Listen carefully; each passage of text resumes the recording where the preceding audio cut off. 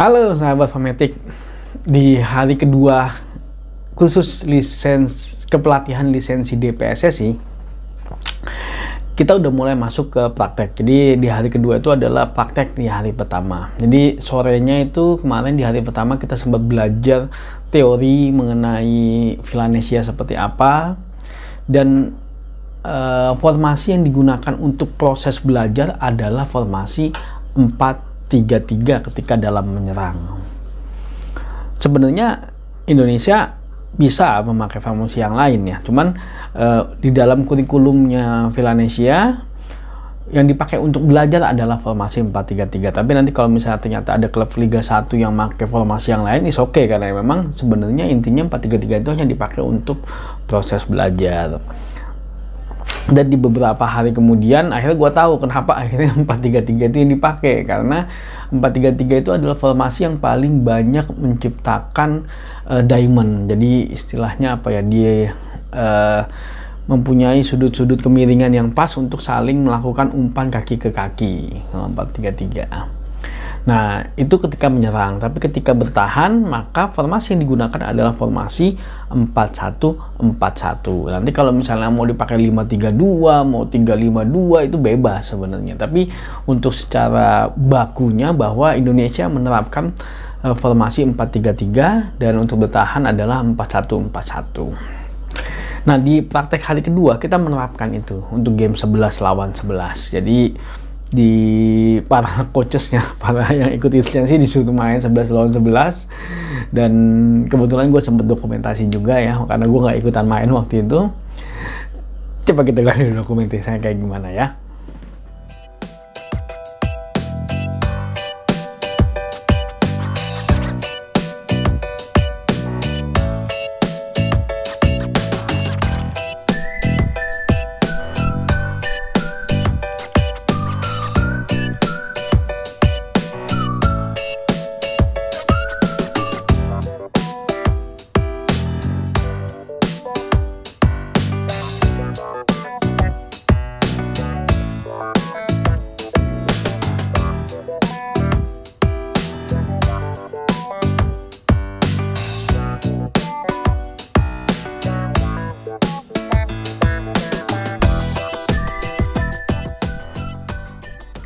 Nah, sehabis game 11 lawan 11, masuk lagi ke game 7 lawan 7. Jadi 11 lawan 11 itu biasa digunakan untuk anak mulai umur 13 tahun ke atas.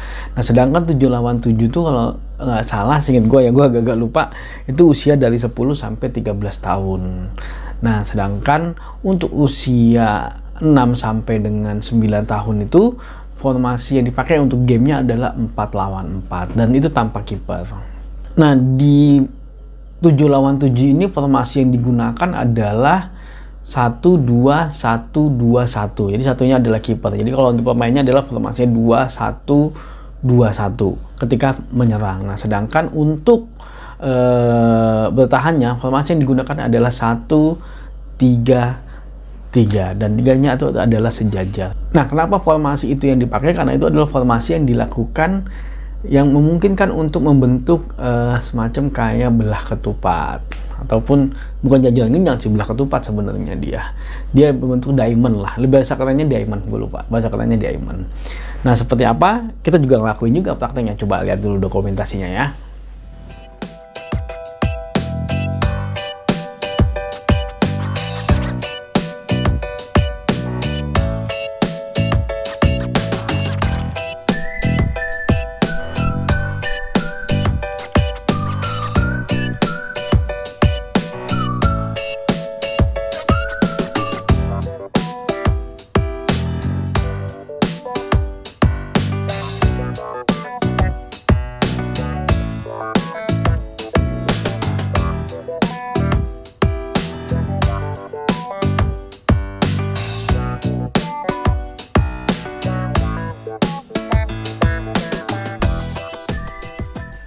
Nah, ketika game 4 lawan 4, maka formasi yang dilakukan adalah harus berbentuk diamond ya, tapi tanpa kiper. Jadi belakang ada di belakang sebagai libero, dua sebagai pemain tengah, dan depan satu orang sebagai pemain depan. Nah, untuk 48 ini dipakai untuk anak dari 6 sampai 9 tahun ya. Nah, kenapa makin ke bawah usianya, makin sedikit orang yang dipakai. Kenapa? Karena ada alasannya ternyata. Kenapa yang 6 sampai 9 itu 4 lawan 4, kenapa 10 sampai 13 itu 7 lawan 7, kenapa akhirnya 13 sampai 18 itu 11 lawan 11. Itu karena agar dibuat atau memang dikondisikan supaya para pemain yang masih muda itu lebih banyak memegang bola. Karena kalau langsung 11 lawan 11, kasihan nanti ada beberapa pemain yang mungkin sedikit banget megang bola. Semua larinya ke sana semua bolanya. Jadi itulah sebenarnya secara filosofi kenapa akhirnya formasinya kok makin ke bawah, kok makin sedikit orangnya. Itu yang gue dapat kemarin. Itu salah satu materi dari praktek kita. Nah, kebetulan untuk 4 lawan 4 dokumentasinya nggak ada karena gua yang main, jadi gua nggak sempet dokumentasiin, nggak sempet nitip HP ke orang buat dokumentasiin. Ya banyaklah di YouTube lah 4 lawan 4. Nah, di sesi praktek yang kedua pun kita sempat melakukan yang namanya kalau gua baru tahunya akhir-akhir, jadi kita melakukan yang namanya komponen training, komponen skill. Jadi yang pertama tuh tahapnya itu ada pengenalan skill, ada komponen skill, dan ada game. Nah, kita sempat melakukan yang namanya komponen skill. Nah, mungkin istilahnya orang zaman sekarang lebih rondo, tapi rondonya mungkin ada semacam kayak regulasi yang ditetapkan dan itu harus dipahami oleh masing-masing pemain dan fungsinya macam-macam. Dan kita sempat coba ngelakuin itu di hari pertama juga. Dan juga kita sempat melakukan ada praktik ketiga yang namanya passing, receiving, dan juga shooting. Dan itu menjadi sebuah kombinasi dalam satu bentuk latihan. Itu mungkin supaya lebih bervariasi kali ya, seperti itu. Nah, itu yang kita lakukan dan kalian bisa lihat dokumentasinya yang berhasil gua filmin kemarin di hari pertama.